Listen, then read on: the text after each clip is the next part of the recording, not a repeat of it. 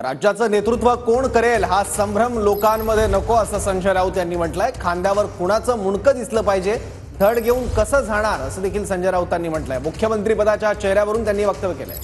नक्कीच तर महाविकास आघाडीमध्ये मुख्यमंत्री कोण असणार असा सातत्यानं प्रश्न शिवसेना ठाकरे गटाकडून विचारला जातोय। मात्र शरद पवार असतील, काँग्रेस असेल, हे निवडणुकीनंतरच हा मुख्यमंत्री पदाचा चेहरा ठरेल असं सातत्यानं सांगत आलेत। मात्र पुन्हा एकदा संजय राऊतांनी हे सूचक वक्तव्य केलंय। महाविकास आघाडीतील मुख्यमंत्री पदाच्या चेहऱ्यावरून संजय राऊत यांनी हे वक्तव्य केलं आहे। मुख्यमंत्री पदाच्या चेहऱ्याचा विषय आमच्यासाठी बंद झालाय असं त्यानंतर पटोले म्हणाले।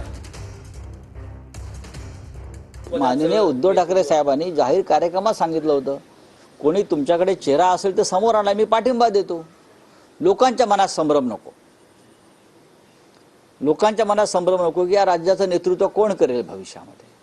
हा संभ्रम दूर व्हायचा असेल तर आपण चेहरा जाहीर केला पाहिजे, ही त्यांची भूमिका आहे किंवा शिवसेनेची भूमिका आहे आणि त्यात काही चुकीचं आहे असं मला वाटत नाही।